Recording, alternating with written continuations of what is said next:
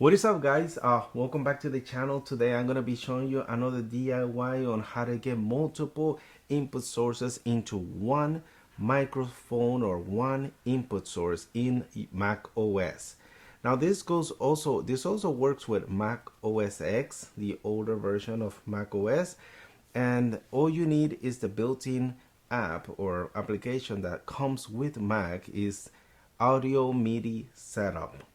So once you open up that app up or that software, you'll be able to gather up different input sources, different microphones, and squeeze them into one so that the computer will actually see it as one input source.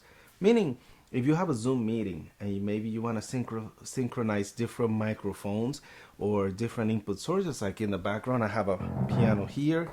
I got this cheap USB audio interface and a little bit more of a higher level, the Behringer UM2 audio interface. Now all of these can be synchronized into one, and we're going to do that right now with Audio MIDI Setup. So if we look over into our computer, head over to my Audio MIDI Setup, on the left side we see all our different input as well as speakers, our output sources that we can see.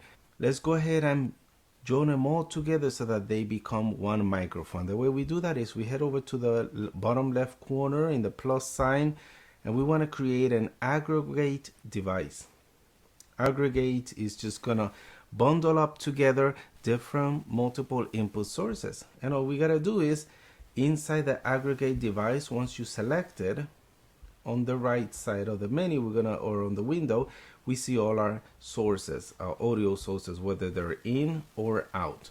So just check the ones that you want to record in. So I want my built-in microphone, which is the MacBook's built-in microphone. I want that to be recorded. I also want, of course, my Behringer. This is it right there. Now Behringer, remember, has two inputs, so it actually sees them both. And let's see, what else am I gonna add? The mirror box. Mirror box is actually the A7S HDMI capture. So yes, of course, HDMI does have audio, so we could use that audio as well for our input. And what else do we got? Oh yeah, you know what? Why don't we try the little another cheap USB audio interface. Now I don't have a microphone to connect it to, but once you plug that in, we should be able to see, there you go, it just pop up another USB audio device. So we're gonna select that as well. So look at that, we got 1, 2, 3, 4, 5 different input devices, and you can see it on the left side here.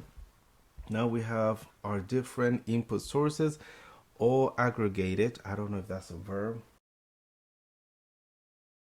So now once we have all that checked and set up, that's it. We are actually done.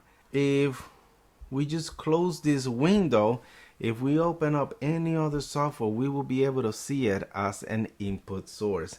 Alright guys, so right now I have everything all set up in my aggregate device as an input source, and if you look at my preference in the sounds, we can see that it's selected right now.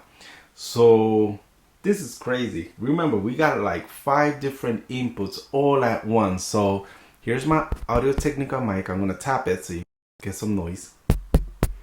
Alright, so you can see it's actually working. My other input is this right here. You hear that, right? Yeah, that's actually the MacBook's Air microphone. We got the A7S also. You going through the HDMI, that sound is being covered as well. Check it out. That's actually working. I could see the feedback there in my preference. And last but not least, we got the piano.